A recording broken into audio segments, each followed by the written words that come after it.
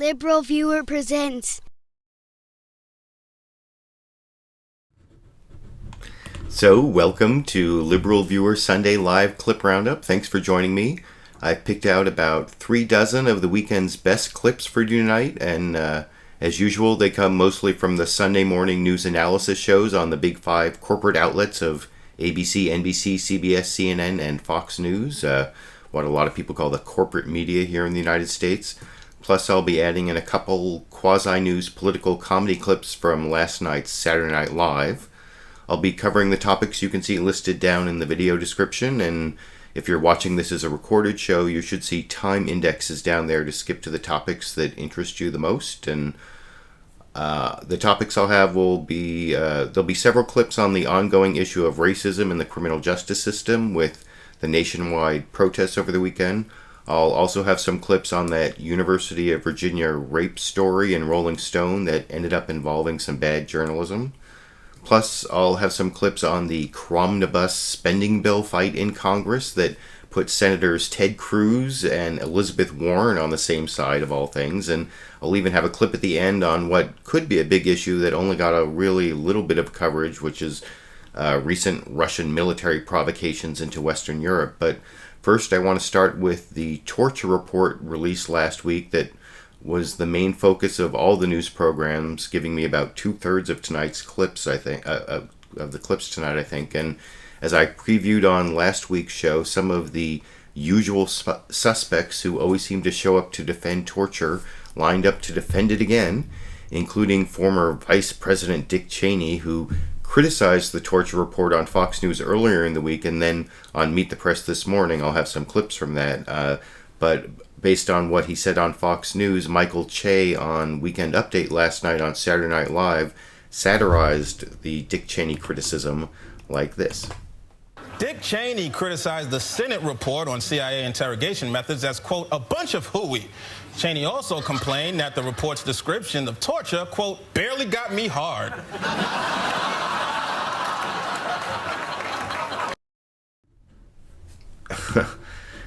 Now, that may seem like a joke, but when I show several actual clips of Dick Cheney on Meet the Press this morning in just a minute, you'll have to tell me if you think it's maybe a little too close to the truth. But I guess a little closer to the truth than what you'll get from Dick Cheney was in an overview report from ABC this morning. Martha Raddatz guest hosted on This Week with George Stephanopoulos and did a story on the torture report that had some really good elements. Despite the charge near the beginning of the report that, or the charge that the report might help September 11th mastermind Khalid Sheikh Mohammed, but there was also this interesting interview with Khalid Sheikh Mohammed's attorney, which you don't see a lot on the news, and more importantly, there was a focus on not the terrorist masterminds, but the quarter of the tortured people who they now admit were actually wrongly accused. Anyway, that plus some more from Dick Cheney and a straw man argument from him, and also an admission from CIA Director John Brennan are all in this good nearly 3-minute interview from Martha Raddatz on ABC this morning. Here. Senate torture report. The CIA under fire and firing back after the report blasted the spy agency for its interrogation tactics. And this morning, new questions over whether that report will end up helping Khalid Sheikh Mohammed, the terrorist behind the 9/11 attacks, when he is sentenced. I spoke with his attorney, David Nevin, just before he went to Guantanamo to meet with his client. Khalid Sheikh Mohammed, captured in March 2003 and immediately subjected to EITs, or enhanced interrogation techniques, stress positions, standing sleep deprivation, nudity, and repeated waterboarding, 183 times in the first month alone. I found the report shocking. These kinds of details put flesh on the bones of a general statement like torture. The distended belly that they pushed on it and water would come out of his mouth. That's how full of water he was. Right. The details are an affront. You are representing someone who I think Americans look at as an appalling person. And the CIA will certainly say that type of thing as well. Well, you could ask Alexander Hamilton about it. He said that precisely in times like this, when we're under amazing pressures and when we have people that we hate, that's where we let our values fly, right out the window for expediency purposes. But in calm, rational moments, we do things like signing the Convention Against Torture, where we agree that we won't behave in this way. But defenders of the program are unapologetic over the treatment of KSM and other detainees. He is in our possession. We know he's the architect. And what are we supposed to do? Kiss him on both cheeks? The CIA claims it gained valuable intelligence from enhanced interrogations, but CIA Director John Brennan admitted Thursday it's unclear whether the same intel could have been obtained without using harsh techniques. It's an unknowable fact. While there are strong opinions on both sides as to whether terrorists like Khalid Sheikh Mohammed deserve what they got, given the American lives lost, the report also exposed a stunning figure. Of the 119 in the detention program, 26 had been held by mistake, including Mohammed Bashmila of Yemen, held in solitary confinement for 19 months in a secret CIA prison, all because a new passport and a trip to Afghanistan raised suspicions. The Senate report providing the first ever acknowledgement of his case and others like it.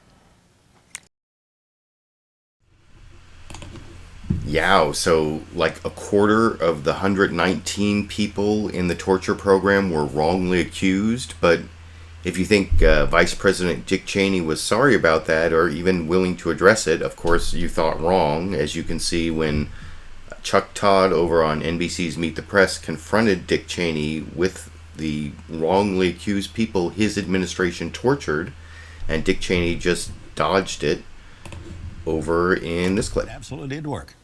Let me ask you, what do you say to Gul Rahman? What do you say to Suleiman Abdallah? What do you say to Khalid al-Masri? All three of these folks were detained. They had these interrogation techniques used on them. They eventually were found to be innocents. They were released, no apologies, nothing. What do we owe them? Well, what does it, does this? I mean, let me go to Gul Rahman. He was chained to the wall of his cell, doused with water, froze to death in CIA custody, and it turned out it was a case of mistaken identity. Right. But the problem I have is with all the folks that we did release that ended up back on the battlefield. Of the 600 and some people who were released out of Guantanamo, 30% roughly ended up back on the battlefield. Today we're very concerned about ISIS, a terrible new terrorist organization. It is headed by a named Baghdadi. Baghdadi was in the custody of the U.S. military in Iraq, in Camp Bucca. He was let go, and now he's out leading the terror attack against the United States. I'm more concerned with bad guys who got out and were released than I am with a few that, in fact, were innocent. 25% of the detainees, though, 25% turned out to be innocent. They were where are you going to draw the line, Chuck? How are you going to know? Is that too high? Is that you're okay with that margin for error? I have no problem as long as we achieve our objective, and our objective is to get the guys who did 9/11, and it is to avoid another attack against the United States. I was prepared, and we did. We got the authorization from the president and authorization from the Justice Department to go forward to the program. It worked. It worked now for 13 years. We've avoided another mass casualty attack against the United States. We did capture bin Laden. We did capture an awful lot of the senior guys of al-Qaeda who were responsible for that attack on 9/11. I'd do it again in a minute. When you say...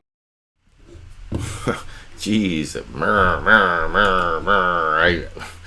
I guess it's been a while since I listened to Dick Cheney, but he pretty much used all the torture fallacies, including the claim it worked, which was pretty much debunked again by this torture report that was just released. Though, if you look down in the video description, you can see I put a link to my playlist. It's actually a Fox News bias playlist of videos about torture, but there's one in the middle you can see titled Dick Cheney Lies About Torture Working. So that's not even a new fallacy from him. And I also hate that dodge he used about being worried about people who got released and returned to the battlefield, because that argument assumes they didn't enter the battlefield for the first time after they were detained at Gitmo, and that could radicalize someone, I think. And then there's that story about al-Baghdadi, the head of ISIS, being released, but leaves out the part where it was the Bush administration who released him, or at least released him to the Iraqis. But, of course, Dick Cheney's answers on Meet the Press were full of logical fallacies, starting from when Chuck Todd tried to get him to define what torture is over in this clip. Well, torture to me, Chuck, is an American citizen on his cell phone making a last call to his 4 young daughters shortly before he burns to death in the upper levels of the Trade Center in New York City on 9/11. There's this notion that somehow there's moral equivalence between what the terrorists did and what we do, and that's absolutely not true. We were very careful to stop short of torture. The Senate has seen fit to label their report torture, but we worked hard to stay short of that definition. Well, what is that definition? Definition is the one that was provided by the Office of Legal Counsel. We went specifically to them because we did not want to cross that line into where we were violating some international agreement that we'd signed up to. They specifically authorized and okayed, for example, exactly what we did. All of the techniques that were authorized by the president were, in effect, blessed by the Justice Department opinion that we could go forward to those without, in fact, committing torture. Let me go through. Now, of course, that's another logical fallacy I forgot to mention from before. Not only did he, bring up the red herring, when asked to define torture, he came up with this idea that torture is what they did to us on 9/11. It's like right to the 9/11. It's almost like the new Godwin's law, like bringing up Nazis, bringing up 9/11 to justify just about anything done by the American national security state, and especially the George W. Bush administration. But then he also brought up that fallacy, that, and I'm going to show that a little later when I have Jose Rodriguez, the sort of CIA architect of this program, talks about the legal authority they got. They got it from the Office of Legal Counsel. They shopped around to the most politicized lawyers in the Justice Department. These are partisan appointees of President Bush, who they chose because they were going to give this really terrible opinion about torture and these techniques not being torture because they didn't cause permanent damage. And I'm going to get into that a little bit later. But first I want to show another dodge where Dick Cheney is asked about one of the nastiest things that came out in this torture report about the rectal feedings, and wasn't that torture? And he says, well, it wasn't torture, and it's by definition not torture, or it's not part of our it also wasn't part of the program.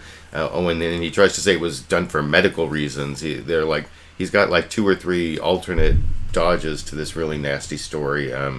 That's over in, let's see, that is clip number 5 over here. Let me go through some of those techniques that were used. Majid Khan was then suspected of was subjected to involuntary rectal feeding and rectal hydration.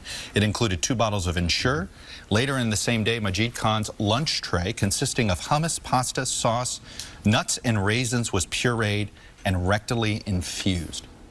Does that meet the definition of torture? That does not meet the definition of what was used in the program. I understand that, but does that meet the definition of torture in your mind? In my mind, I've told you what meets the definition of torture. It's what 19 guys armed with airline tickets and box cutters did to 3,000 Americans on 9/11.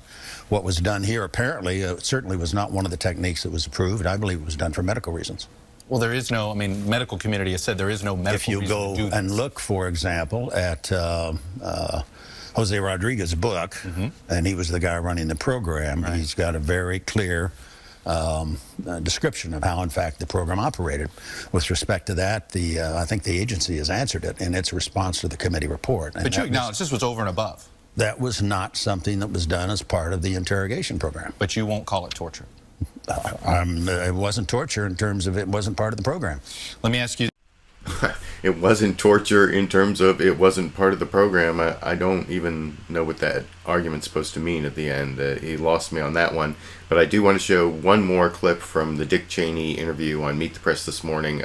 I'm not showing the entire interview. As always, I put links down in the video description to most of these In fact, I think every clip I'm using is available. The full program is available online, except the CNN State of the Union and Reliable Sources programs, but the full segments I took clips from for those are available online. So you can watch the entire context of any of these clips that I'm showing.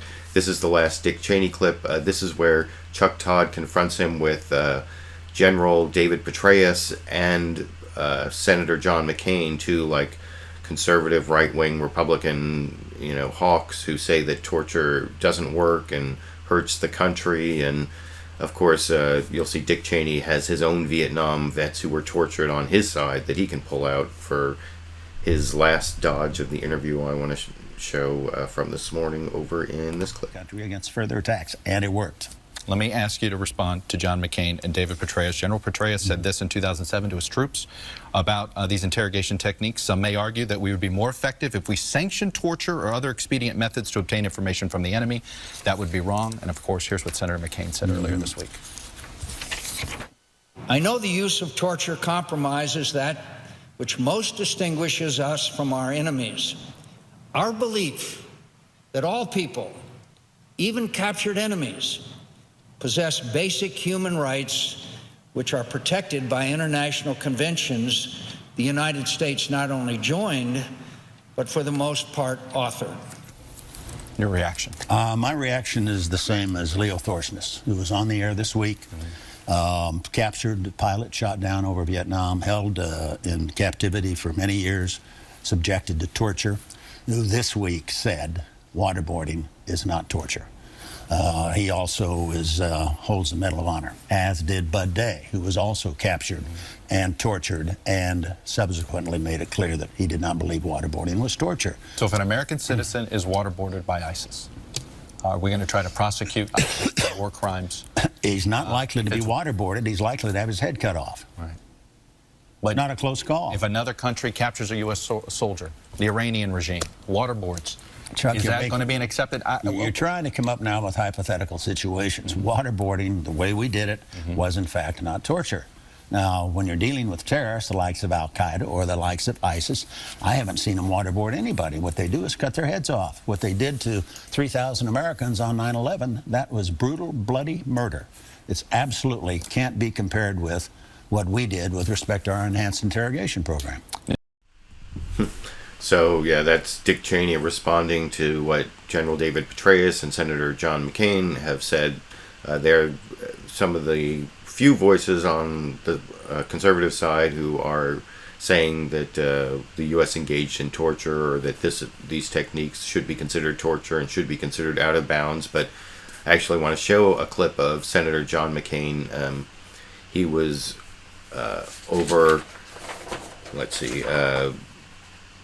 on CBS's Face the Nation this morning, and he basically said, if you read the report, what they talk about is definitely torture. And I think, that's one other thing I want to point out. Down in the video description, I have a link to the entire, the whole torture report hasn't been released. This is the executive summary. That's what the Senate released this last week. And if you want to read it yourself, it is redacted, but I put a link down to the full report there. And Senator John McCain points out, if you read what's in there, it's obviously torture. And he also talks about what David Petraeus said in response to Dick Cheney's interview over on Fox News earlier in the week, and his, straw man argument about, do we want to kiss Khalid Sheikh Mohammed on both cheeks? Or anyway, you can see John McCain's response to all that on CBS's Face the Nation this morning over here. You cannot, I don't know how, I urge everyone to just read the report. These are the communications within the CIA as to what happened. You can't claim that tying someone to the floor and have them freeze to death is not torture. You can't say 183 times someone is waterboarded. And by the way, on waterboarding, it began with the Spanish Inquisition. It was done during the Philippines War.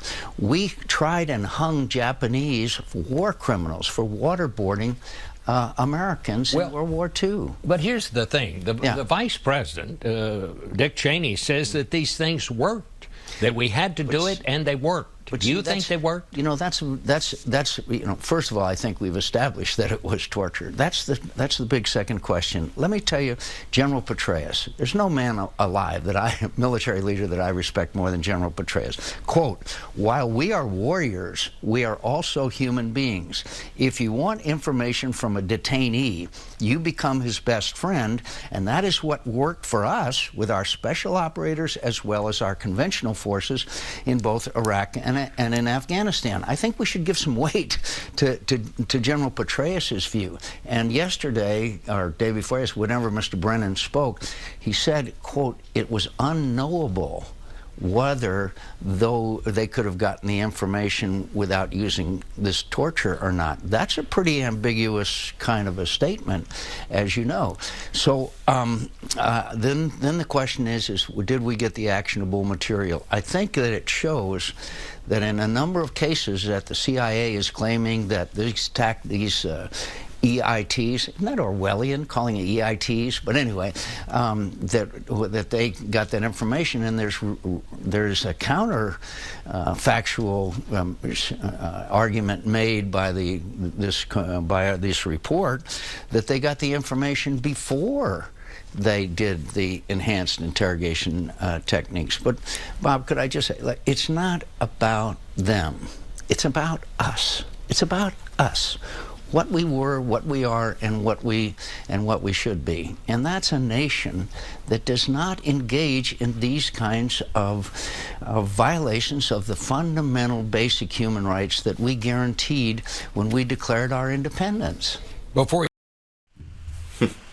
You know, over time on my show, I've shown a lot of clips of John McCain that I've disagreed with, especially regarding attacking various countries in the Middle East, Syria, Iraq, you name it. Of course, the whole ISIS thing, and Iran. Don't forget Iran. Bomb, Iran. Wasn't that one of his little jokes that he did in one of his campaigns? But I can't really disagree with anything he said in that last clip. And one of the things he said that is really important about rapport building, that quote from General David Petraeus, that the best way to get information during an interrogation is through rapport building. And that's actually something I know a little bit about from being a criminal defense attorney and getting a lot of cases that were all wrapped up with these confessions that the police had already gotten from my clients before I ever met them, using those exact techniques by basically lying to people and pretending to be their friend and getting to know them and knowing things about them. And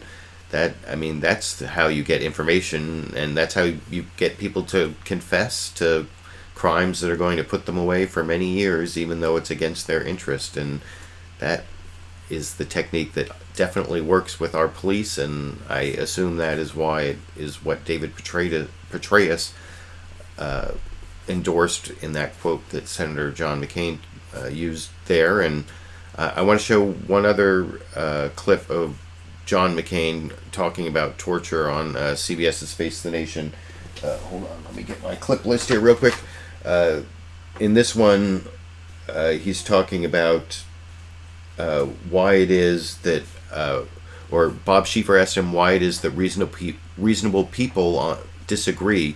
Bob Schieffer actually talked about the great character of all the people on the Intelligence Committee, you know, from Dianne Feinstein to Saxby Chambliss. You know, I'm going to show various clips from Face the Nation. And I couldn't believe how much of a kiss-up Bob Schieffer was to all of his guests and all the people on the Intelligence Committee vouching for their character, which, I don't know, I find it difficult to believe that any of the politicians in Washington have really perfect characters, or they wouldn't really be there.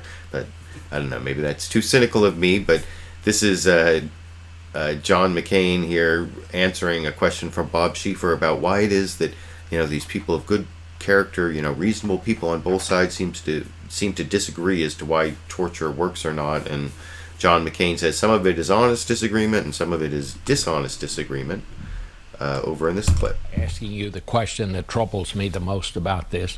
How is it that reasonable people, so many reasonable people, could come to such opposite conclusions about this report and what it brought to light? What do you make of that?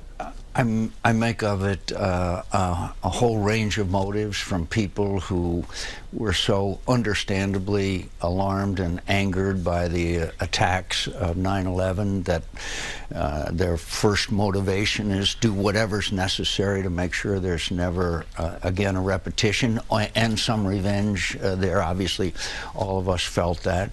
Ranging to now, frankly, some rewriting of history because there were violations of the Geneva Conventions for the treatment of prisoners. There were violations of the Convention Against Torture, which Ronald Reagan was the primary signatory of. And I think in retrospect, some of these practices fly in the face of everything that America values and stands for. So, as far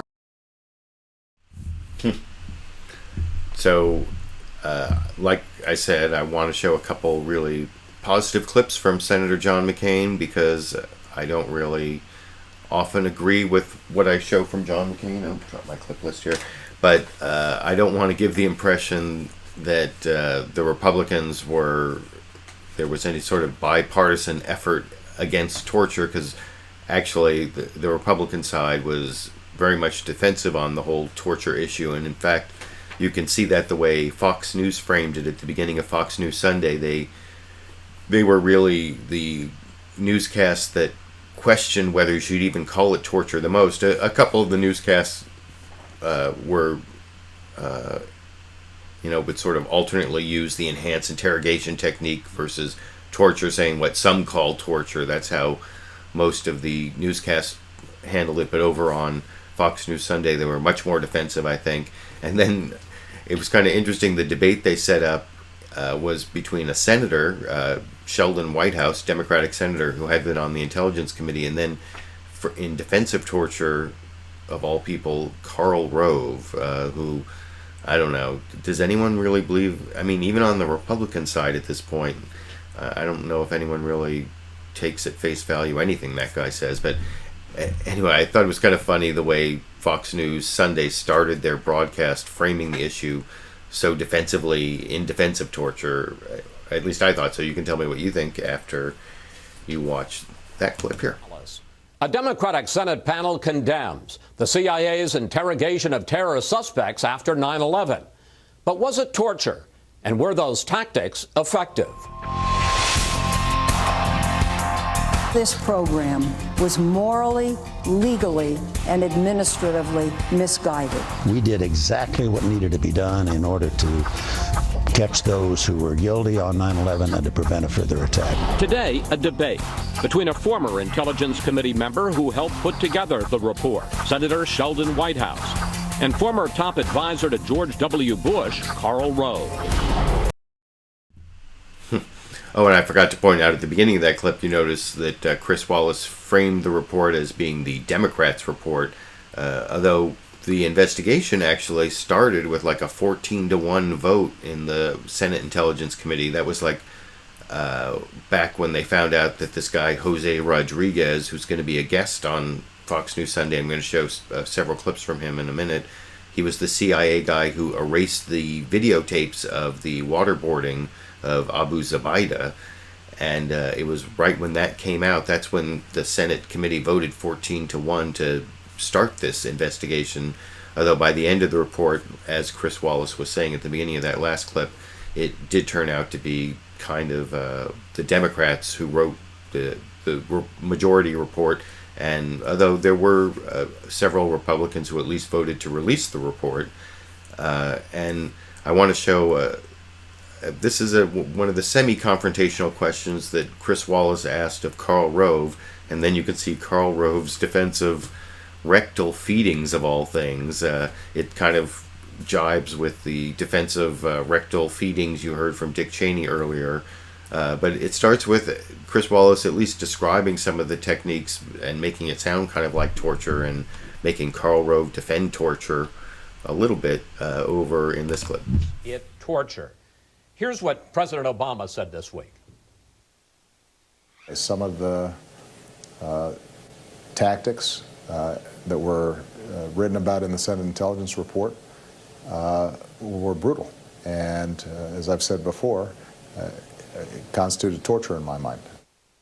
The Senate report details waterboarding that was, quote, a series of near drowning, sleep deprivation for up to a week, and rectal feeding that wasn't necessary. Karl, isn't that torture by any definition? No. First of all, let's get the rectal feedings out. There are in this report 9 references on 14 pages to rectal feeding. In 4 of those 5, it is discussed as being a result of a hunger strike by the detainee. The one that there's no reference in this report to is KSM, but they did Sheikh Mohammed. Khalid Sheikh Mohammed, the mastermind of 9/11, and there was no attempt to ask to ask his interrogators at the time whether they used the procedure then, because he too was on a hunger strike. Waterboarding, confinement, slapping, smashing against walls, all the other things. Look, these were carefully designed with an idea, with the principles in mind of our statutory obligations and international commitments. The principal tests were, do they involve severe pain or suffering, or do they involve severe and prolonged mental pain or suffering? And in each instance, these procedures were carefully designed so that they would not pass those barriers. Take, for example, waterboarding. In waterboarding, unlike World War II, where the Japanese attempted to drown people by basically pouring water in their mouths, here the feet were elevated so where there's little or no chance of any fluid getting into the lungs, and very careful standards set in place so that these would help break the resistance of the detainee without placing their life in danger. Okay.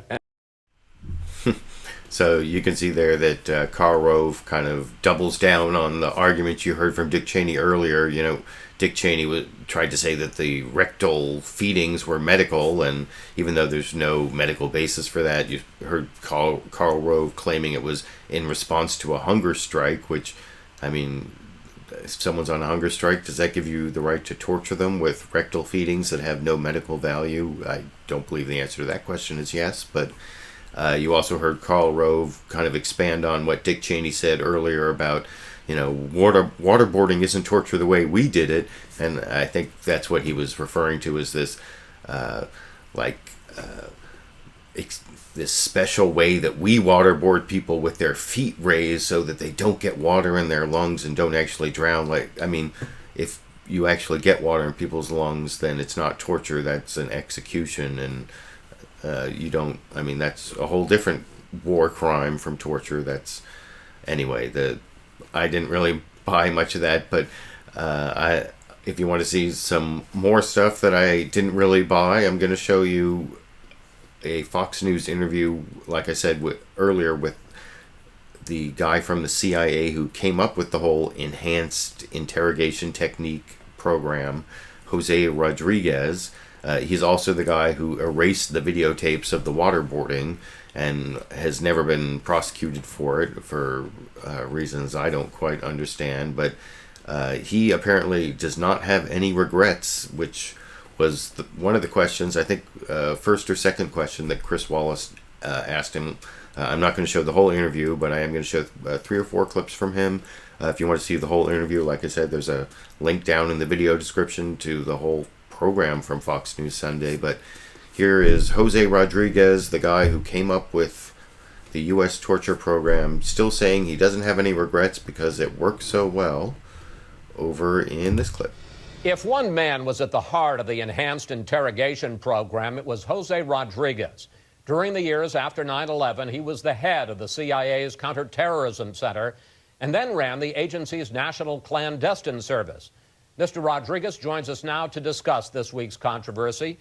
Mr. Rodriguez, you were the man who came up with the enhanced interrogation program. After all we've heard this week about waterboarding, about confinement in coffin-like spaces, mock executions, any regrets? Do you have any second thoughts? Absolutely not, Chris, not one bit, because prior to the implementation of the enhanced interrogation techniques, Abu Zubaydah had stopped talking, and we knew that there were threats against us, including a second wave of attacks, and we needed to do something different, and this was something different, and actually it worked very well. The Senate report says that at one point in 2006, President Bush was told about one of your detainees who was chained, his hands chained to the ceiling of his cell, forced to wear a diaper and to go to the bathroom on himself, and that he was disturbed by this. Are you okay with that procedure? All of these techniques were approved by the lawyers and were looked at by the IG and everybody else. So yes, I'm okay with all of these procedures. Well, as long as he's okay with it. And of course he uses that same Office of Legal Counsel dodge that Dick Cheney used, and he actually goes even farther using that dodge, claiming that this kind of partisan legal opinion I was talking about, where they shop for the most partisan lawyers they could find who were going to give them the most pro-torture memo they could possibly get out of someone in the Department of Justice in the Bush administration. Well, Jose Rodriguez actually goes so far as to say it's a binding legal opinion or binding written legal opinion. I don't think Jose Rodriguez is a lawyer, but you can see that when he's responding to, this is his response to another question from Chris Wallace, where Chris Wallace actually brings up the dictionary definition of torture. And I think several of these questions from Chris Wallace are fairly confrontational, and I'm glad to see at least that, especially since I don't think you're going to see Jose Rodriguez appear anywhere other than Fox News. I don't know, maybe I'm wrong about that, but anyway, here he is using that binding legal opinion claim that there's no basis to whatsoever over in this clip. I went to look at the dictionary this week and see what the definition of torture is, and it is inflicting severe pain on someone, either to punish them or to force them to say or do something. Isn't this torture what you were doing? Look, there are a number of things on the record about this. The first is a piece of paper, a binding legal opinion in writing that we received from Justice Department, the Office of Legal Counsel at Justice Department, that said that waterboarding and 10 other techniques were legal. That's the first thing. The second thing that I would tell you is that this is one of the most thoroughly reviewed covert action programs in the history of the agency. There were thorough investigations conducted by John Durham from 2009 to 2012 regarding the legality of all of this. And in the end, no prosecutable offenses were found. No one tortured anybody else. The Senate. So yeah, there you can see Jose Rodriguez trumping up this partisan legal opinion from John Woo and the other Office of Legal Counsel lawyers who tried to weasel out of these obvious torture methods being prosecutable as torture. And Chris Wallace actually confronts Jose Rodriguez with an email that's in the report that where he tells people who are very upset about what they're seeing that they have to, don't speculate about whether this is legal or not. That's, we've got just follow the partisan Office of Legal Counsel opinion. And, I don't know if these people had ever heard of that just following orders defense that didn't work so well at the end of World War II. But anyway, you can see Chris Wallace confronting Jose Rodriguez with what was happening at the time, and he tries to also weasel out of that over in this clip. Mr. Rodriguez, you are mentioned repeatedly in the Senate intelligence report that was released this week when some of the people interrogating Abu Zubaydah raised questions about it, and supposedly they were so upset that, according to the intelligence report, some of them had tears in their eyes and grave doubts about whether to continue. They use an email that you reportedly sent them, and I want to put this up. You said to these folks, strongly urge that any speculative language as to the legality of given activities be refrained from in written traffic. Such language is not helpful. It doesn't sound like you wanted much feedback or much evidence. Well, that is not true. The reason that we had a team of people out in the black sites that included people from different offices, medics, psychologists, interrogators, case officers, intelligence officers of all sorts, analysts, is because we wanted a team out there who were looking at all the different angles. My advice in that email, I think, is pretty good advice. Stick to the opinions that you've been given regarding the the legality and do not speculate. If you have any questions, talk to our lawyers. They will let you know whether you're breaking the rules or not. Talk to the lawyers. They'll let you know if you're breaking the rules or not. I mean, I don't know what happened to just following orders. And then the other thing about that comment that's pretty ironic is Jose Rodriguez, as I mentioned, is the guy who erased these videotapes that no one thought was a good legal thing to do, and he had gotten advice not to do because it was basically obstruction of justice, destroying evidence, and he tries to weasel out of that. Chris Wallace at least asks him about the destruction of those videotapes, and you can see him try to weasel out of that one over in this clip. You are also the CIA official who eventually ordered the destruction of videotapes, 92 videotapes of interrogations of Abu Zubaydah. Your critics say you were trying to cover up what you knew was improper. That is not true, because there is a full written record of what's on those tapes. My intention at the time was to protect the people who worked for me and whose faces were shown all over those tapes.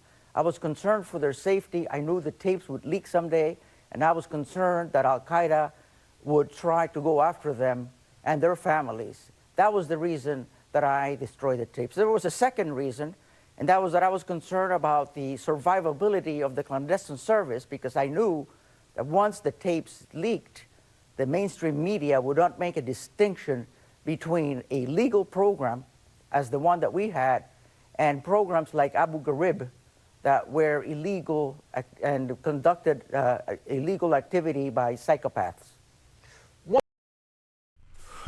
Illegal activity by psychopaths. I could see why you might want to distinguish your conduct from illegal activity by psychopaths, but I'm not sure I actually buy your explanation that you use to distinguish yourself from that category, I have to say. Well, I don't know. You can let me know what you think down in the comments section, but that is just a level of rationalization that I just find not acceptable.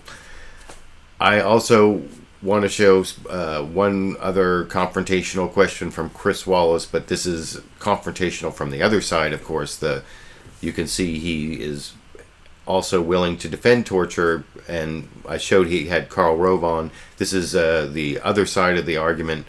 There was no anti-torture guest to balance out Jose Rodriguez. They didn't have anyone from like Human Rights Watch or the ACLU. I know I saw down in the comments section someone asked about the executive director of the National ACLU, Anthony Romero, suggesting pardons, and I'll get to that comment somewhere in this show. But before I get to that, I want to show Chris Wallace asking a Democrat a confrontational question. This is Sheldon Whitehouse, who was a Democrat on the Intelligence Committee during some of this time.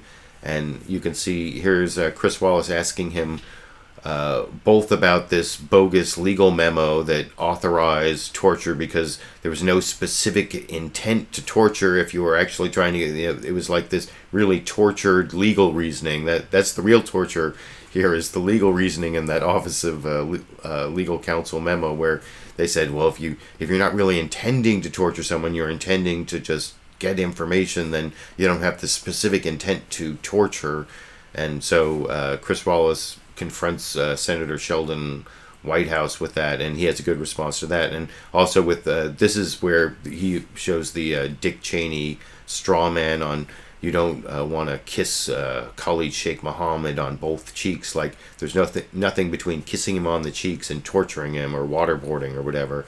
Anyway, that's the question from Chris Wallace over in clip number 15. Oops, sorry about that. Over in this clip. 2002 Justice Department memo that was the legal basis for this enhanced interrogation says this. Let's put it up on the screen. Because specific intent is an element of the offense, the absence of specific intent negates the charge of torture.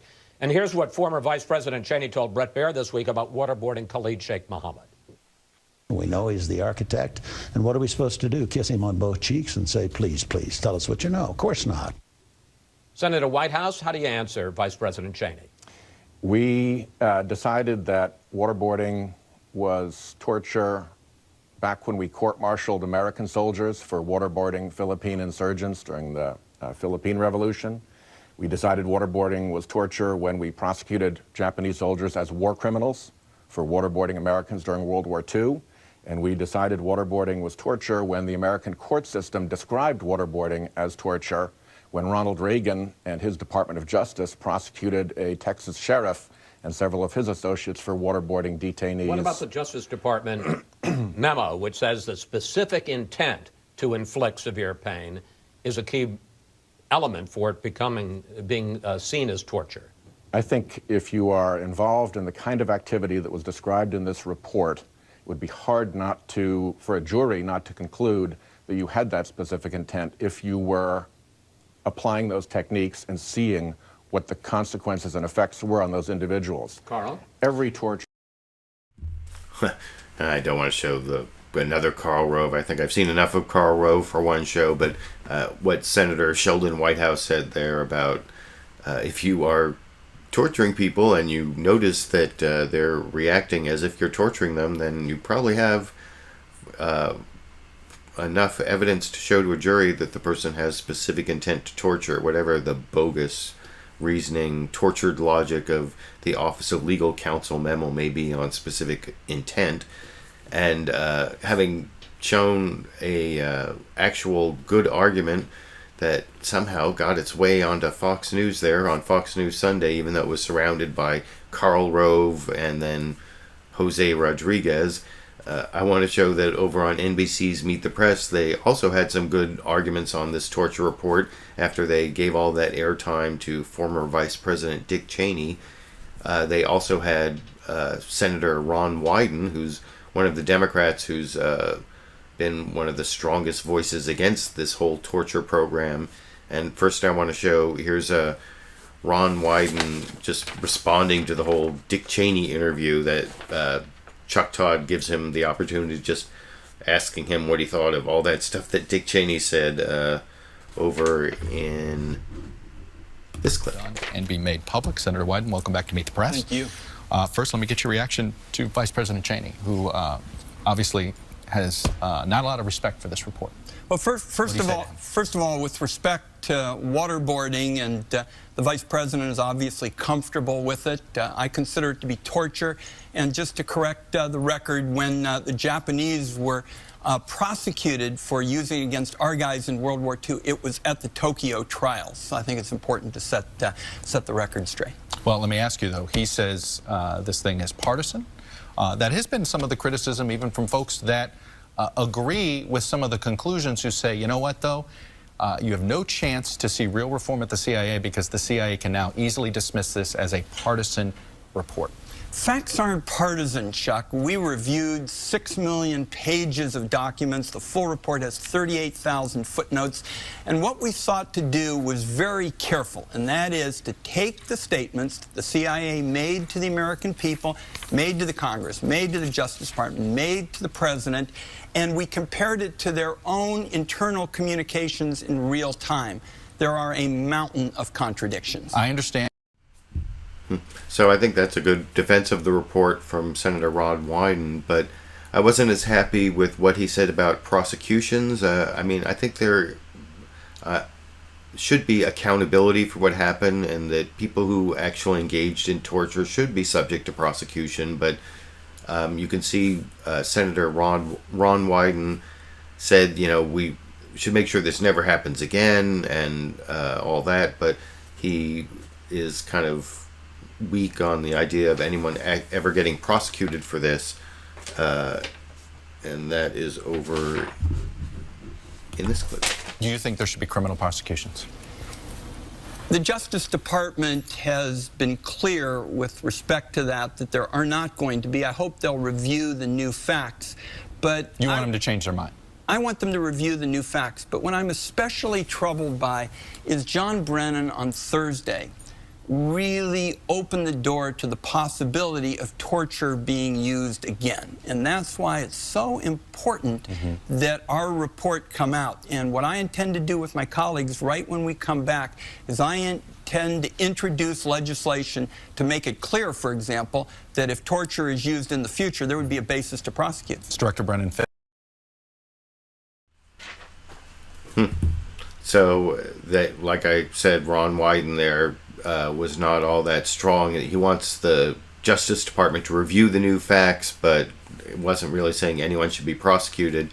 And one of the things that happened in the last week after, when this torture report came out, you know, I got a question. I noticed this in the comment section. Here, I'll put it up. This is from, I don't know exactly how to pronounce that, Ina Dem V, maybe. Here's hoping LV comments on the ACLU proposal to pardon the torturers. And that's actually been kind of controversial. The executive director of the ACLU, Anthony Romero, suggested that Obama should pardon the people who engaged in torture, not because they really deserve to be pardoned, but because there's not going to be any prosecutions, apparently. So Obama should at least pardon them to make it clear that what they did was illegal. And I mean, I can kind of see the logic in that. I mean, I don't always agree with everything the ACLU does, and I'm not sure I actually agree with that position from Anthony Romero, although I understand his reasoning. But I think it is more of a it's a rhetorical argument almost, in a way, because it's not really going to happen,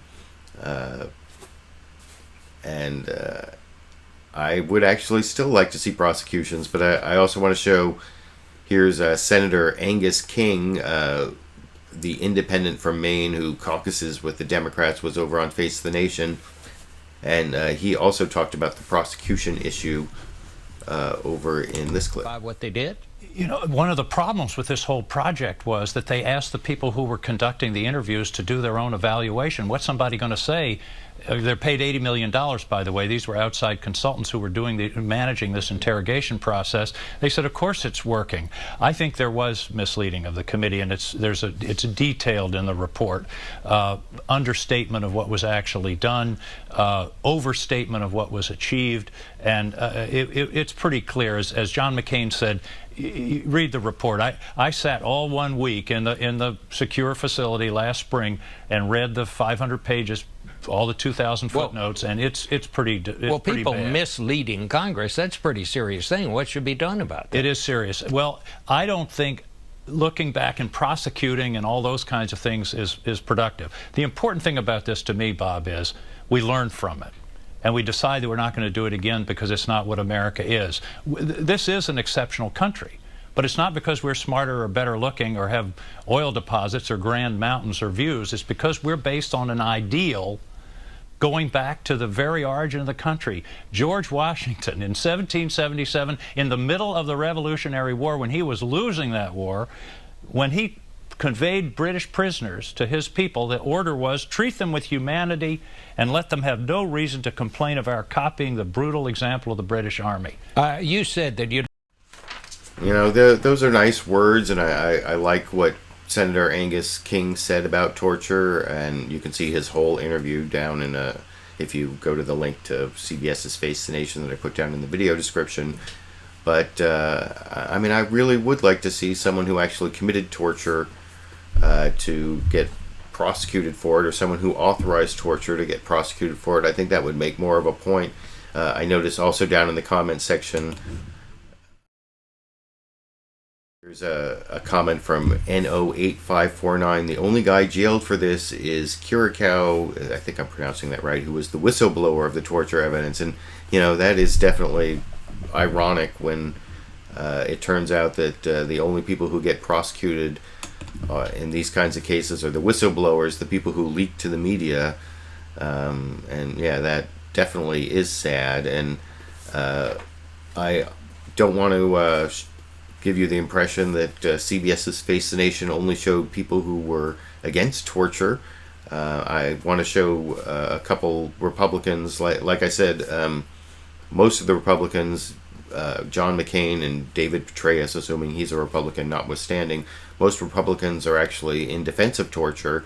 And I want to show a clip of, this is Saxby Chambliss, who was also on the Intelligence Committee, another person of great character that Bob Schieffer vouched for at one point in the program, I think. And here he is with Bob Schieffer asked him about Senator John McCain being the Republican who is opposing torture. And you'll see Saxby Chambliss says some nice things about John McCain, but then goes right on to defend torture over in this clip. Obviously, we were, Bob, and of course, John McCain is one more great American. He's my dear personal friend, and I have such great respect for him. And he has an awful lot of credibility on this and every other issue he talks about, and I do respect that. But Bob, I've been watching this intel come out of the interrogation program since it was initiated back in 2002. I've seen it on a regular daily basis. I was not briefed into all of the EITs early on, but let's just take one example. Abu Zubaydah, he was one of the three, and you got to remember there were 789 detainees sent to Gitmo. Three of them, 3 out of 789 were waterboarded. Abu Zubaydah was one of them. There were 766 actionable intelligence reports written from Abu Zubaydah. Now, just common sense and logic would tell you some of those reports were the result of statements that Abu Zubaydah made after he went through the EIT program. And let me say that most of those reports came after that. Once he broke, then he was just a treasure trove of information. So that is kind of incontrovertible from those of us who were there, who heard the intel reports come in. And the other thing I would say is, with respect to those brave men and women at the CIA, Bob, you and I were both, we know exactly where we were on the morning of September 11. Abu Zubaydah and Khalid Sheikh Mohammed, two of the individuals subjected to waterboarding, were the masterminds of 9/11. They were the ones who told those 9/11 hijackers, take those box cutters, go slit the throats of airline pilots and take over the airliners, fly those airplanes into buildings. They did it. They killed Americans. Americans were scared to death. They were frustrated. And they were in mourning, and they were scared to death that something else like this might happen again. And that's when this program was initiated. It was, the waterboarding was terminated in 2003 and only applied to 3 individuals, but they were the masterminds of this. Senator, and we gleaned a treasure trove from all 3 of them. Senator.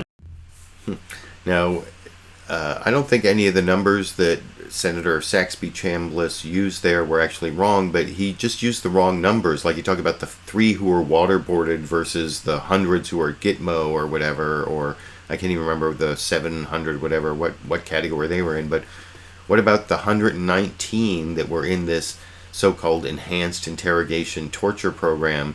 And 26 of those turned out to be wrongly accused. So none of those numbers made it into Saxby Chambliss's argument there. His numbers weren't wrong, but were the wrong numbers. And I want to show a few more defenders of torture from some of the other shows. Here is a clip from, let me make sure I get the right clip here.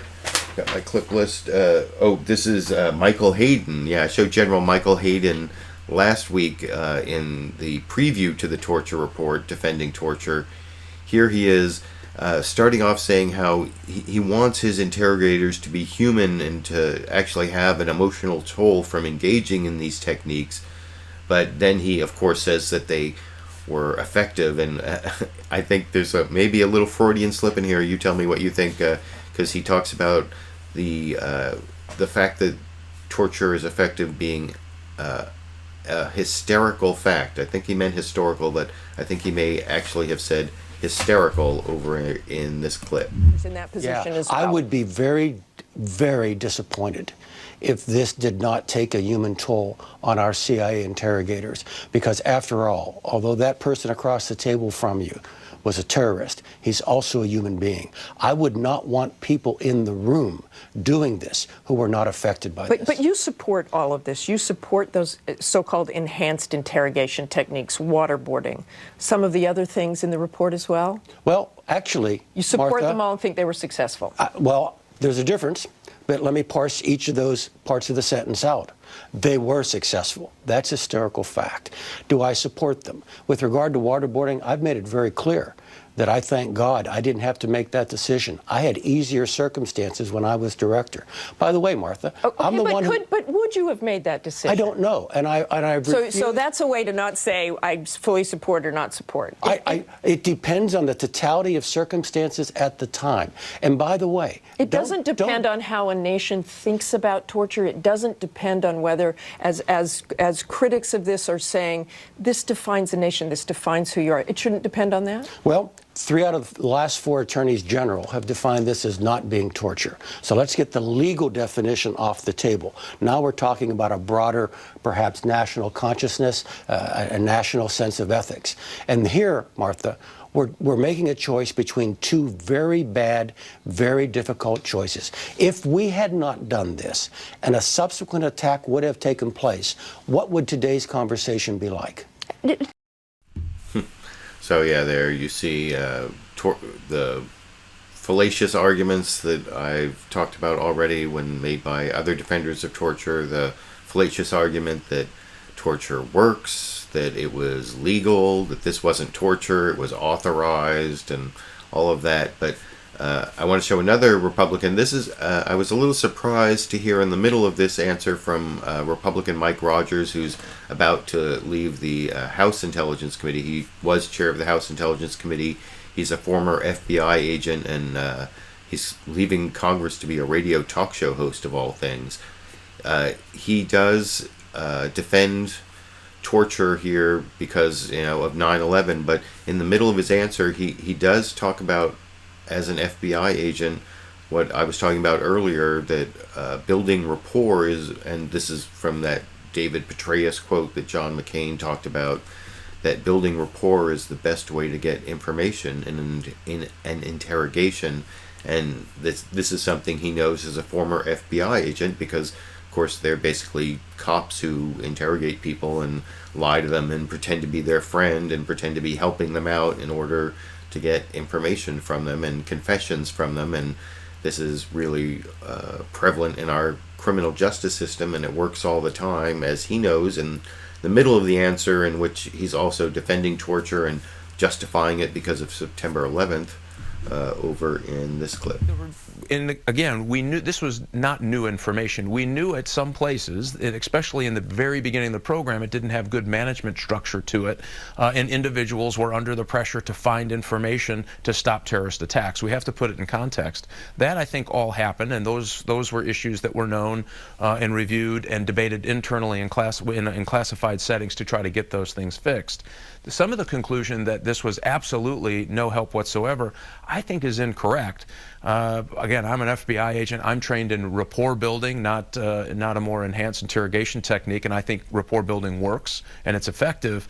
But we should not judge those people who were engaged in activities that the United States said engage in so we can stop another terrorist attack. We didn't even know if there was another one planned or not.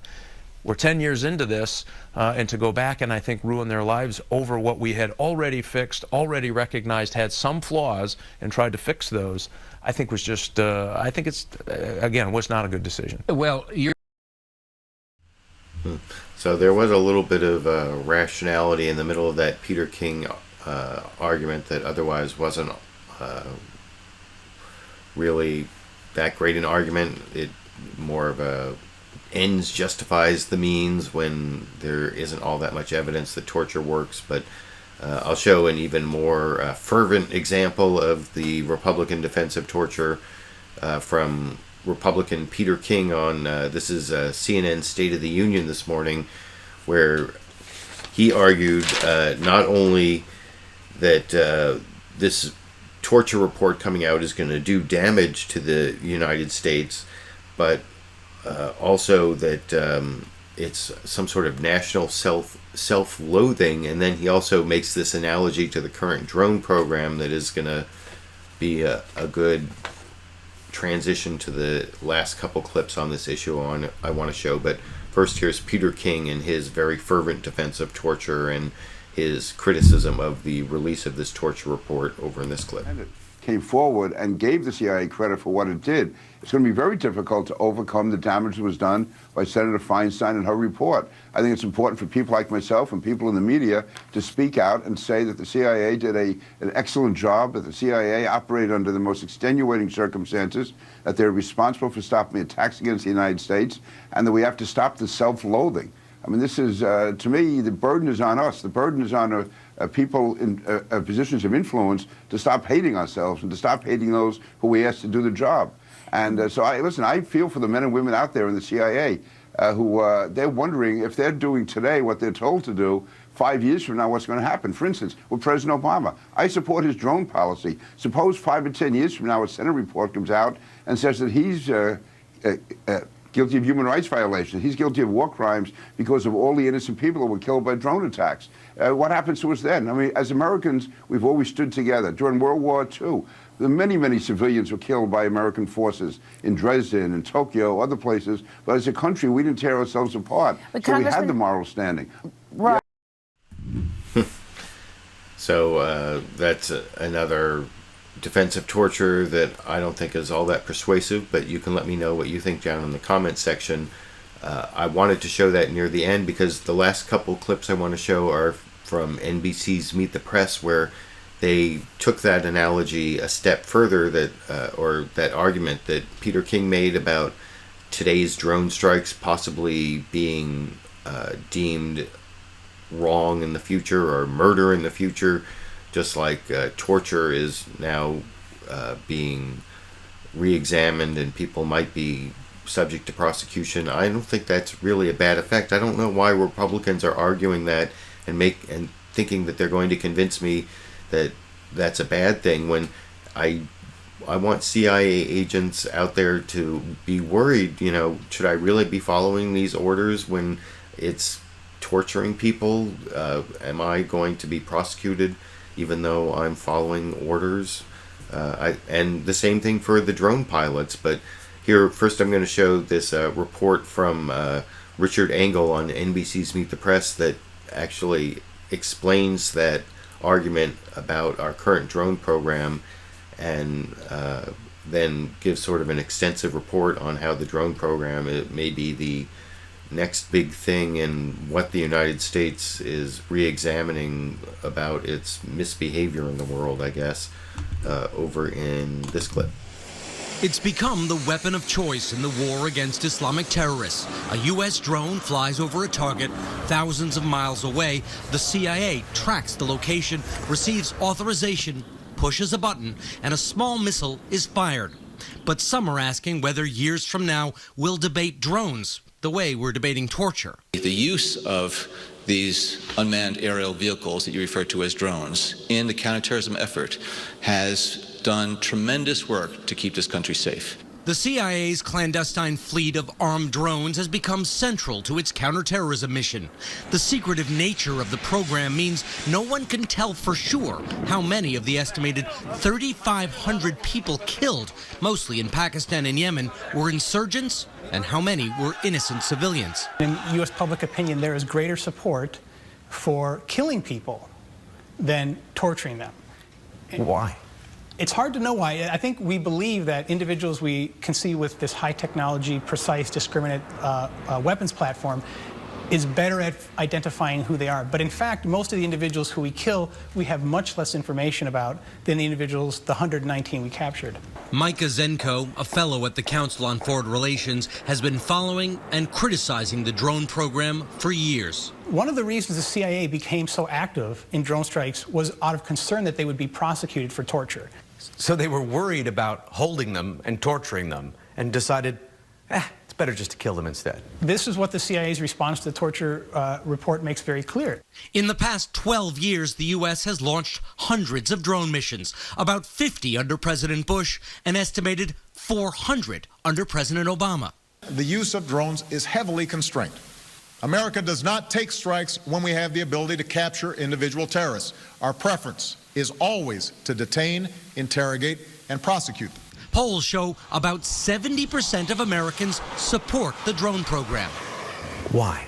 Why is it more acceptable and more popular to kill people than to hold them and torture them? Antiseptic drone strikes, which is the video image that you see from things released by the Pentagon, it always looks precise and antiseptic and clean. And we assume that those are militants who want to kill us, right? But torture is something we feel directly and personally and we think is morally wrong. But there is nothing antiseptic about a missile that hits a village. So as officials do the rounds to admonish the previous administration for condoning the secret torture program, they would do well to keep in mind that old saying about glass houses and stones. Richard.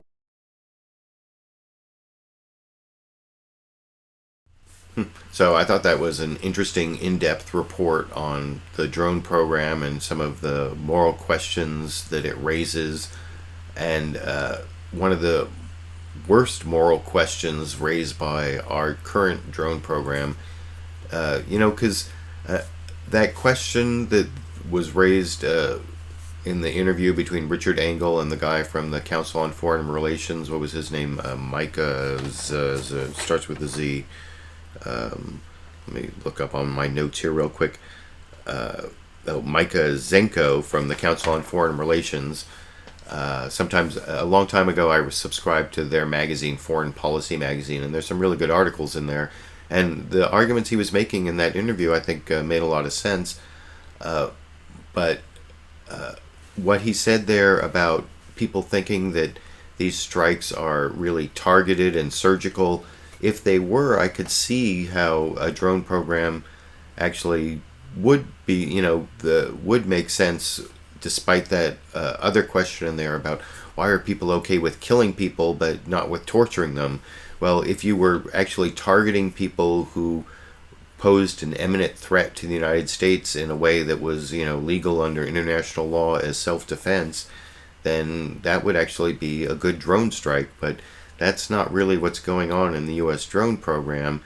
And there was this one additional clip from Richard Engel when he was talking to Chuck Todd that I want to show, talking about what are called signature strikes, which are almost the opposite of the kind of targeted strikes that in a hypothetical world I could see as self-defense and being something that would be okay and better than torture. Even killing people who you're killing in self-defense is better than torturing people. But this is not what's going on in the drone program. What's really going on in the drone program is this signature strike, which is the last clip on torture, and the torture topic I'm going to show you tonight in this clip.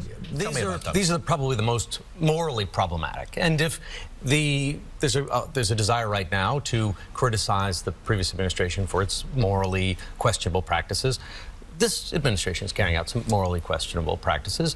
And signature strikes are those. Signature strikes are those. So there's two ways to carry out a drone strike. You follow the target, you know who that person is, you know more or less what they've done or what they're accused of doing. Right. You watch them for weeks, months, you find the right location where they are, you order the drone strike, and they're killed or they get away.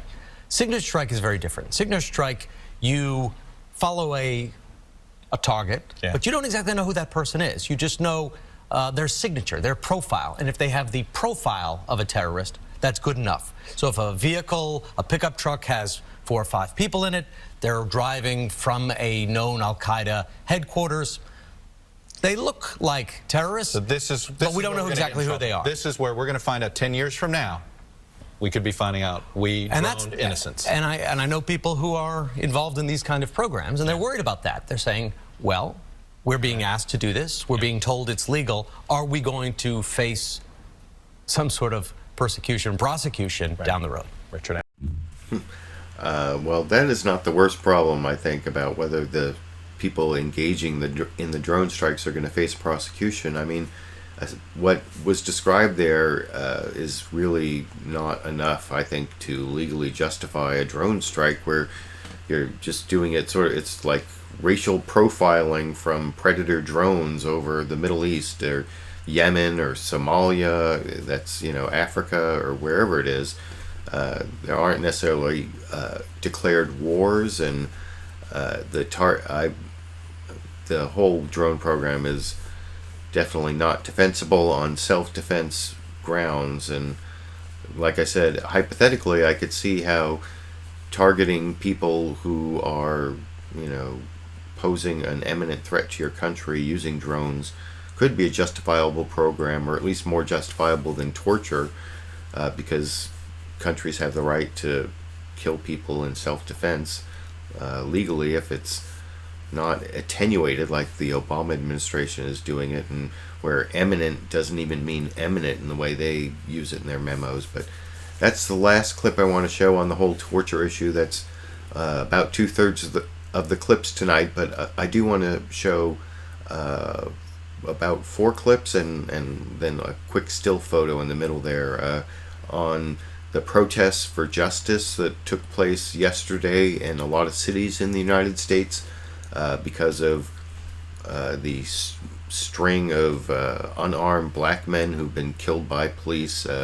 There was Ferguson, Missouri, and then Eric Garner in New York, and Tamir Rice, and families of all those victims spoke at the march in Washington D.C., I think it was. And well, here's some coverage from NBC's Meet the Press, and then they did a little coverage of the protests, and then they had voices having a difficult conversation about race and policing. 3 people, it's a police chief from LA, a civil rights lawyer, and then the third person, I think his name is Akil Safir. The best I can tell, he's just a law-abiding black man who gets pulled over a lot, as far as I can tell. They didn't really give a lot of more identification than that, and I Googled his name and didn't really come up with much. But here is that initial report on race and policing and what's going on from NBC here. In recent weeks, the failure of grand juries to indict police officers for killing unarmed African-American men in Ferguson, Missouri and New York City has provoked outrage and dismay. Yesterday, tens of thousands gathered in cities across to protest those killings and the treatment of black men by law enforcement. In New York, protesters shut down the Brooklyn Bridge for about an hour, and 2 police officers were assaulted and sent to the hospital. To help us understand why there's so much distrust between African-American men and police officers, we brought together 3 people with firsthand knowledge of the situation. LAPD Police Chief Charles Beck, Civil Rights Attorney Constance Rice, and Akil Safir, an African-American man who has been on the right side of the law, but the wrong side of some cops. As a young black man, you're pulled over constantly, a couple times, 3-4 times a week, you know, for no reason whatsoever. We recruit from the human race, and, you know, because of that, we have all the foibles that humanity suffers. The cops I was dealing with, many of them told me of their fears. Ms. Rice, can I tell you, I'm scared of black people. I'm afraid of black men. What do I do? When a police officer approaches a black man, he comes into that situation with these prejudices that has been implanted into his mind for many years. We have spent, you know, 500,000 years developing these fight or flight instincts to protect us. And to think that those fight and flight instincts aren't going to be present in police officers is to deny humanity. Put your hands on the hood, and with lights on you, and everyone driving past can see you. Humiliation at another level. The community had great fear of the cops, and the cops had great fear of the community. They asked us the question, have we ever been arrested for NIP? And I said, well, what's NIP? It's the N word in public, just for being black. My job was to break down the fear and build the trust. One of the police officers actually, with his flashlight, commenced to hit me in the head. So I asked him what was he doing, and he told me to shut up and just take it. What they were saying to me was that my actions may not look right to you because you don't understand. I'm scared. When So I'm not going to show the entire segment there where they had their difficult discussion on race, but I think you get the idea that they tried to show the different points of view, and they did have some coverage of those protests at the beginning. I also want to show you, here's a still from the CBS Face the Nation coverage. I noticed that a lot of the people holding up signs were like the Black Lives Matter. I noticed that's an ACLU sign, and the hands up, don't shoot. There are a lot of ACLU signs, so that made me feel good that the ACLU was involved. And I also want to show one more clip on an issue that I addressed when this was the dominant topic on the show last week.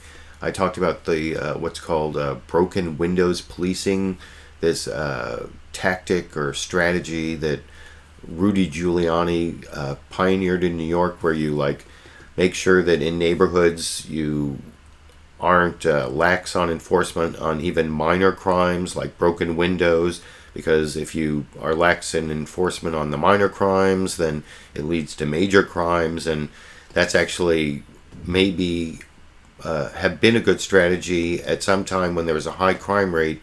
It's kind of debatable, but at this point it actually creates more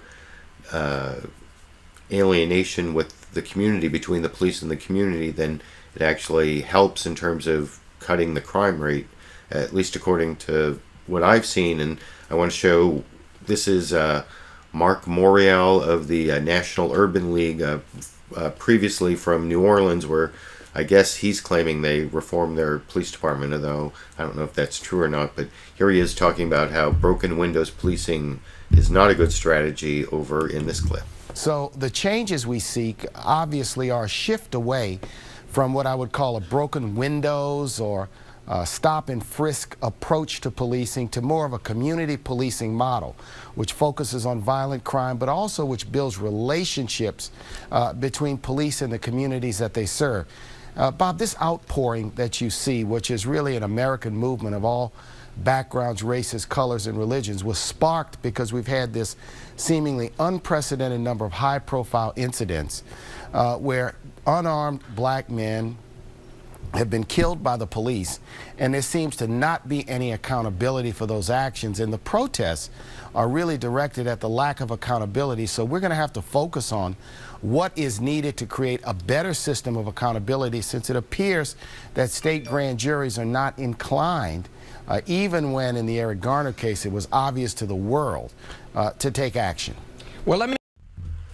So yeah, I thought that was an interesting comment from the head of the National Urban League, but I also want to show another more extended comment from the outgoing governor of Massachusetts, Deval Patrick, who was over on CNN's State of the Union, and he was talking about whether there are goals in this movement and whether there are leaders in the movement, and that's one of the issues that always comes up with one of these movements that grows up organically around, you know, in reaction to actual events, this string of police killings of unarmed black men, which, I don't know, if you really follow that string, it goes back for a long time. It's not really that recent, but he talks about, he compares this current movement to the civil rights movement, and I've heard some people on the shows this morning say this is a new civil rights movement, and that would be quite a development. I suppose it's not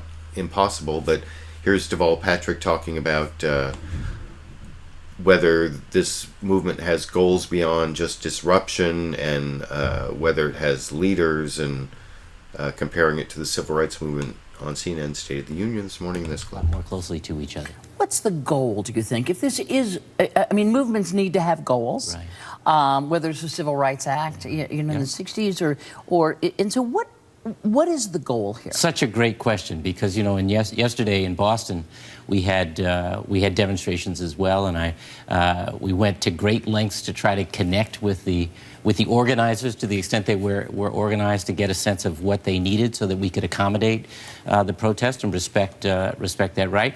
And they weren't interested in engagement because part of the point was to be disruptive. And I think it does beg some questions. What is it we're trying to accomplish beyond disruption. Certainly, part of it is to make sure people understand just how broadly the concern lies around being understood and not being fearful, either as unarmed black men or as police. And that huge chasm of misunderstanding between the two has got to be bridged. And there is, as you say, it's just such a sort of broad group, and you're not really sure what groups are showing up to protest.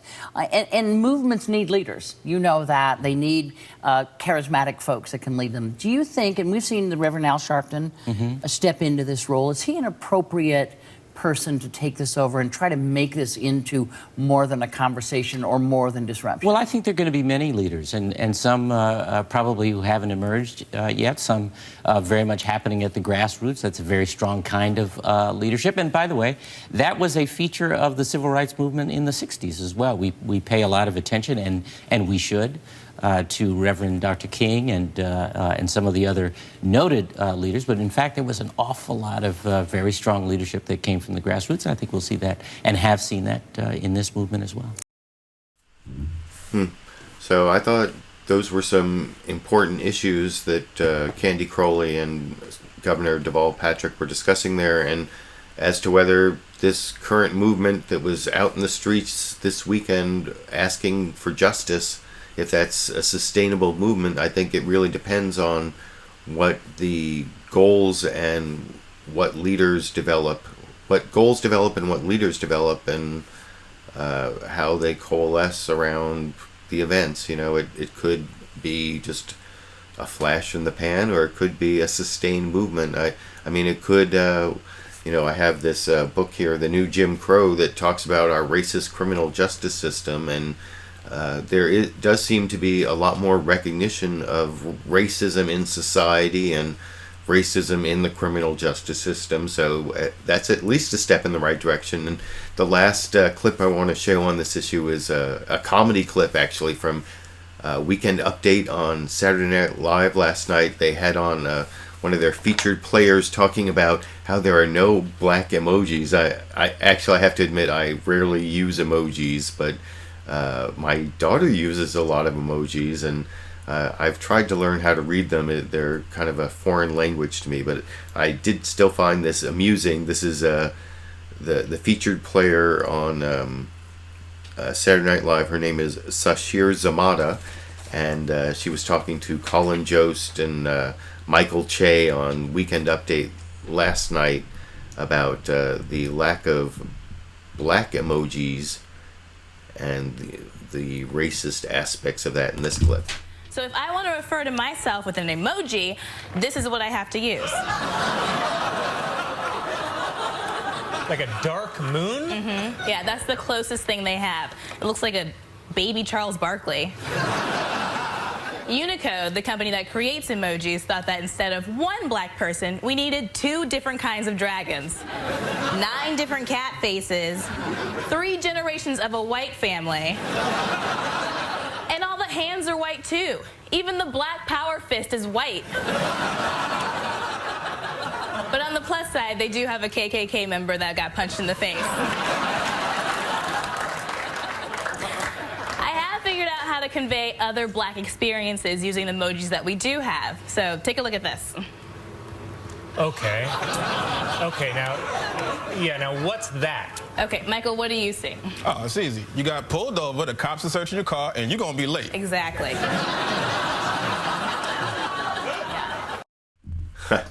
So yeah, I found that amusing. I think that may be the last political comedy clip I have for a little while that comes from Saturday Night Live, and HBO's Real Time with Bill Maher is not coming back till January, and I think Saturday Night Live is a repeat next week. So next week's show, I'll only be able to use the political comedy I can find for myself within the actual news shows, I guess. But I want to get on to another serious journalism topic.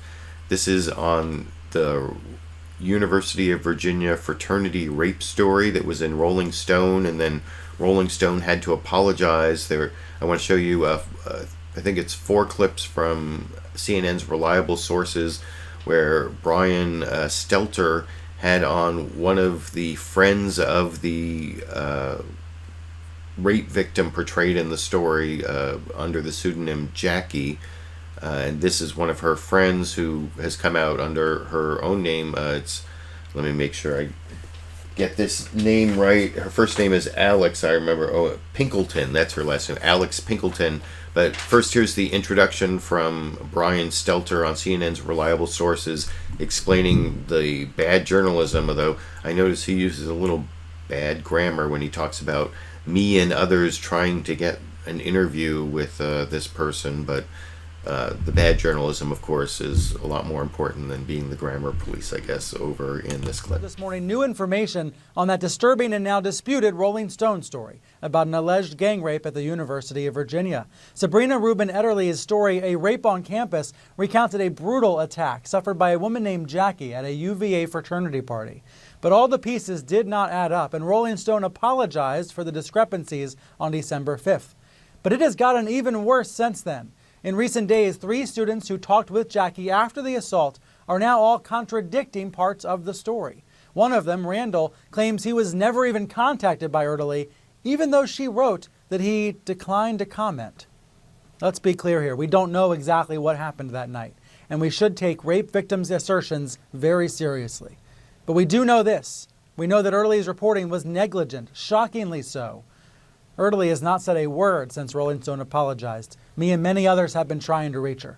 So the question for us is, did she ignore facts in order to fit the narrative she wanted to write? I want you to hear what Me and many others have been trying to reach her. That was the bad grammar. Sorry about that. But the bad journalism doesn't necessarily mean that something didn't happen to this woman, Jackie, at University of Virginia. And her friend, Alex... did I just forget her name again? Pinkleton was interviewed by Brian Stelter. I'm not going to show the whole interview, but I'm going to show 3 quick clips from it. If you click down on CNN's Reliable Sources, the link I have in the video description, you can see the entire interview. First, here she's talking about how just because there was bad journalism, that doesn't mean that something traumatic and something qualifying as rape didn't happen to her pseudonym, her friend under the pseudonym Jackie, over in this clip. I definitely believe something traumatic happened to her that night. That has been something consistent from the night of the 3 friends that saw her. And moving forward, everyone that she told, it has always been that she was raped. So I'm definitely not questioning that. So not questioning the rape, and then the other part is that she thinks that there may have been some blanks filled in because of the trauma, but it wasn't up to her as her friend to question any of that. It was really up to the journalist, and she doesn't blame her friend. That was the next clip I want to show over here. I think some of the details we're finding out may have some discrepancies due to trauma. That's something that comes along with being a survivor. You don't know exactly what happened that night, and I think one thing that she might have done is tried to fill in the blanks herself and might have filled it in with something that isn't entirely quote-unquote true, but it's something that she believes may have happened to her that night, and it got lost with the traumatic events. So do you put more accountability then on the reporter who decided to publish her story and not thoroughly fact-check?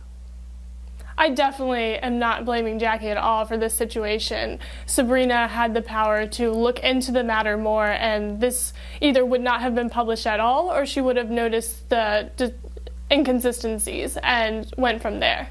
So what did you experience? And yeah, I want to show one last clip from the interview. I thought was one of the more interesting clips, where she talks about the agenda that the Rolling Stone journalist may have had, and why she featured Jackie's more extreme story about this, basically this gang rape in a fraternity, rather than the more, so-called typical rape. And in the process, the friend Alex, what's her name, Pinkleton, refers to her own experience having been raped and how it's more so-called typical, although she doesn't want to use that term, she says specifically. But I thought there was like this really interesting interaction between her and Brian Stelter, where she admits her own self-blame, and I think it's sort of a very human moment. In the last clip I want to show on this topic, over here. Right. Well, I don't like to use the word typical, but the types of assaults that we see on college campuses a lot of times do deal with alcohol, and they're not as clear-cut at all that what was in the Rolling Stone article. What we see is that people will be at a party, at a fraternity, or at an apartment, and they'll be drinking, and then one person has drank a lot more than the other, they're in a state of blackout, or they're unconscious, and then their perpetrator rapes them. And that was similar to my case, where I had drank a lot of alcohol that night, was unconscious, and came to with him on top of me. So it's a very clear-cut rape in the sense that you know it's rape, but it's not what she was looking for, of where we had a very innocent victim and a very monstrous perpetrator. When you say innocent victim, you sound like an innocent victim. Self-blame is a huge issue for survivors, and I guess that comes out sometimes. I wanted to... So I thought that was a really human moment, and I give credit to Brian Stelter there for pointing out to the victim that she shouldn't be blaming herself. I don't know what someone else thinks about that. You can let me know what you think down in the comment section, but I'm going to move on to 4 clips I want to show you on the big political news from Congress over the weekend, that they came up with this 1.1 billion, or that can't be right, trillion, dollar deal where they're funding the government through next September, and except for Homeland Security, which is only going through end of January, beginning of February, so they can fight out immigration at the beginning of the new Congress. And there was this big showdown that put Senator Ted Cruz and Senator Elizabeth Warren on the same side, opposing it's called the CROMNIBUS deal, because it's the continuing resolution and omnibus spending deal. And first I want to show Brian Zeleny on ABC's This Week with George Stephanopoulos kind of reporting on what happened over in this clip. It was quite a night. Finally, after one of the least productive congressional sessions in memory, senators came together to pass this spending bill, but not without significant trouble. 22 Democrats in the president's own party defied him, voted against this bill. Senator Elizabeth Warren leading the way. She said that it did not do enough to protect Americans. She said it rolled back all those Wall Street regulations. So many Democrats mad about that, with this populism coursing through their party. But Republicans unhappy too, because it did nothing to rescind President Obama's immigration order. So plenty discontent to go around, but finally it passed 56-40. And Jeff, Republicans were especially frustrated, it seemed, with Senator Ted Cruz, who held up passage of the bill. What's that about? Martha, not only frustrated, but furious. So many Republicans I talked to were seething at Ted Cruz. He was saying that he wanted a point of order to question the constitutionality of the president's immigration order. But as they sat around hour after hour, all these Democratic nominees got pushed through that Harry Reid has been trying to do so. Senator Lindsey Graham said Christmas came early for Democrats because Ted Cruz demanded all these extra votes. So much time was wasted, which helped Democrats yesterday. So very quick. So that story kind of focused on the Ted Cruz aspect, but there was this whole Elizabeth Warren aspect where she tried to hold it up for a while because there was this giveaway to the banks that took away the firewall between their, the FDIC insured investor money and the gambling on derivatives. That was one of the big things that caused the huge near depression, recession or whatever you want to call it. And so Elizabeth Warren gained a lot of strength from the more liberal wing of the Democratic Party, and one of the more liberal Democrats, and I think one of the few Muslims in Congress, Keith Ellison, was over on, let me make sure I get the show right here. Yeah, this is over on ABC's This Week with George Stephanopoulos also, where Martha Raddatz asks about his tweet in favor of Elizabeth Warren, and he doesn't go so far as to endorse her, but talks about, her good energy for the party, I guess, over in this clip. This week, America is built on bold ideas, and Senator Warren, meaning Elizabeth Warren, is full of them. Exciting effort by MoveOn.org to elevate her progressive ideals. #RunWarrenRun. Would you support her candidacy over Hillary Clinton? Well, yeah, I'm not prepared to say that yet, but I do think it's important that we have a robust discussion about which candidate can carry the mantle of American working people the best. Who can help close this dramatic income inequality that so many Americans are suffering from? Who's going to be able to really get people to the polls and excite people? And so I'm not signing up for any candidate yet, but I do think that Elizabeth Warren represents an exciting possibility. I want to go to So that didn't really sound like much of a challenge to Hillary Clinton, and I don't have any information that Elizabeth Warren is actually going to run. And you can see over on CNN State of the Union, Chuck Schumer, senator from New York, was on, and he's a big supporter of Hillary Clinton's, and he actually tried to emphasize the split in the Republican Party. And in just a minute, I'm going to show this ABC clip of one of the Koch brothers, David Koch, actually talking to Barbara Walters for her most fascinating people interview, and that's going to be talking about a split in the Republican Party. But first, here's Chuck Schumer over on CNN's State of the Union trying to emphasize how this budget battle was really about the split in the Republican Party, not a split in the Democratic Party, over in this clip. Well, I think it shows that Democrats will work together with Republicans when they want to get things done.